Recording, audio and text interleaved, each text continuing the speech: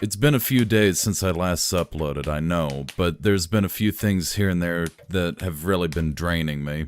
Like COVID, for example. And getting fired from work because of COVID. And my dad dying.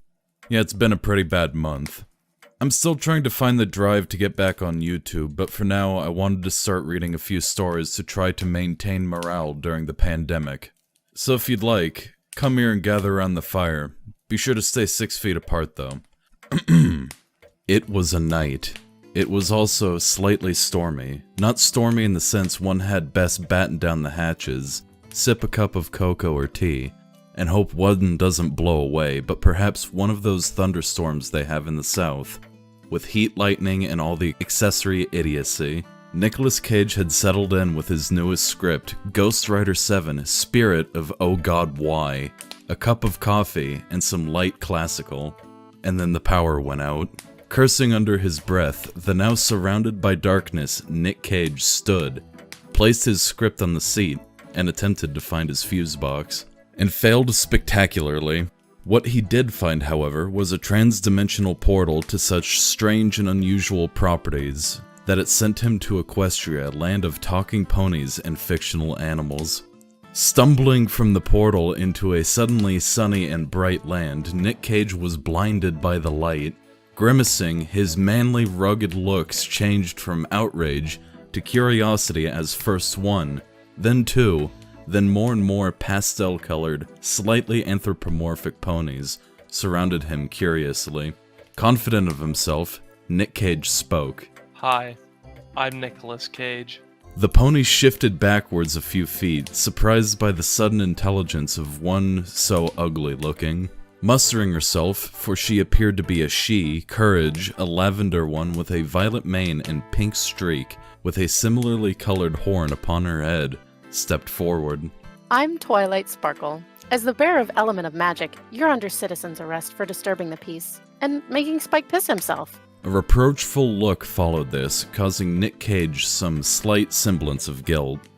Despite his lack of knowledge about what a spike is, in this context it still seemed something worthy of guilt. So Nick Cage marshaled his feelings and allowed guilt to happen. God, I'm sorry. I didn't expect to wander through a trans-dimensional portal. You see, Miss Twilight, I was enjoying a cup of coffee, my newest script, when my power went out. So saying, Nick Cage pulled out his wallet and checked the cash he possessed. And I stumbled through. Look, I've got about $100 in cash. Will that cover a fine or anything? Twilight Sparkle seemed uneasy at his wallet.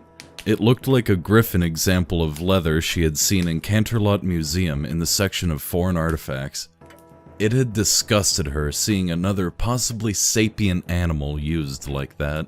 That this Nick Cage appeared to have such leather was sickening. I'm also placing you under citizen's arrest for possessing leather, a level 5 contraband item, in accordance with Princess Celestia's law. Oh geez. This is serious, isn't it? Look, I'm really quite sorry.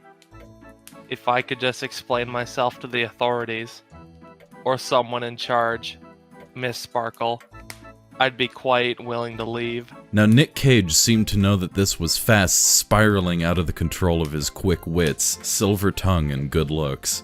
Twilight Sparkle seemed slightly appeased by Nick Cage's dropping of her given name and relaxed slightly. Spike, take a letter. Dear Princess Celestia, there is an unknown life form slightly terrorizing Ponyville, and Rarity and Fluttershy are away on a date. Spike pissed himself, and I don't know what to do. Some help would be appreciated. He says his name is Nicolas Cage?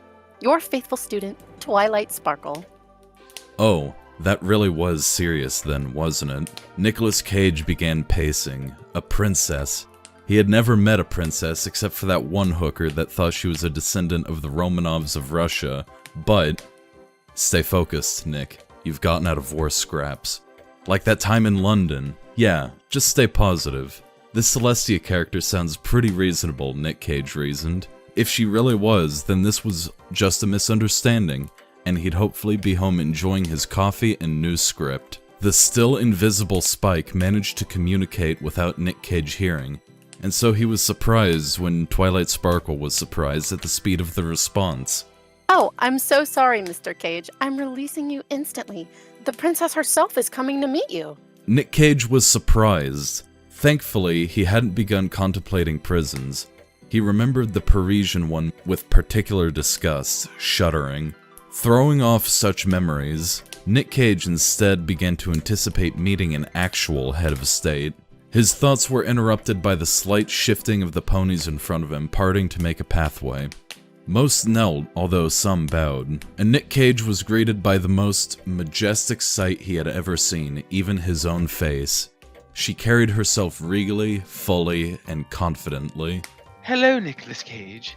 You and I have things to discuss. Follow me.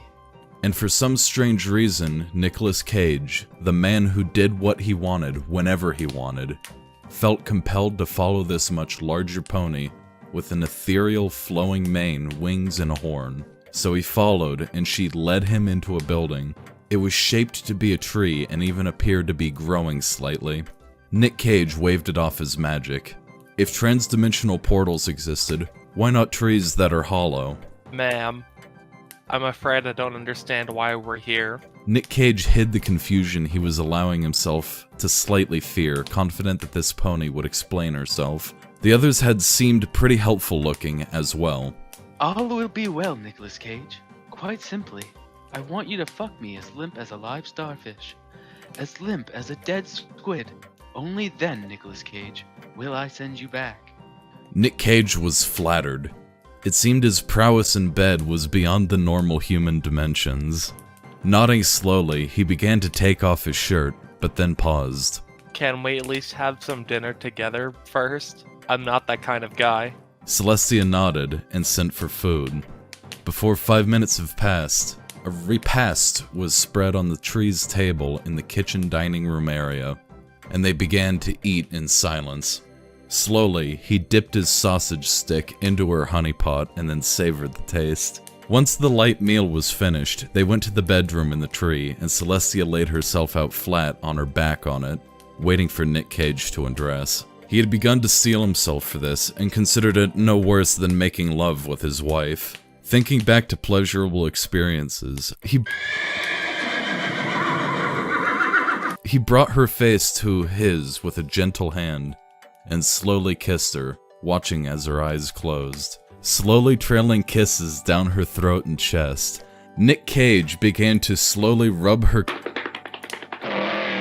He halted and smirked with that Nick Cagey smile of his as a whine escaped the princess. Instead, he propped himself up on his elbows, ever the gentleman, and slowly. Nicolas Cage performed admirably and caused a princess of Equestria and of a different species than his own to and slowly lowered himself to lay next to Celestia. So, I hate to love him and leave him, but when do you think I can go home? If you haven't already, please subscribe and follow me on Twitter. I was going to make a YouTube announcement about how I was feeling, but I found out that I can't because I'm not at 1,000 subs, so Twitter is probably the best bet to stay in contact with me for now. Thank you guys for coming out tonight, and be sure to stay safe.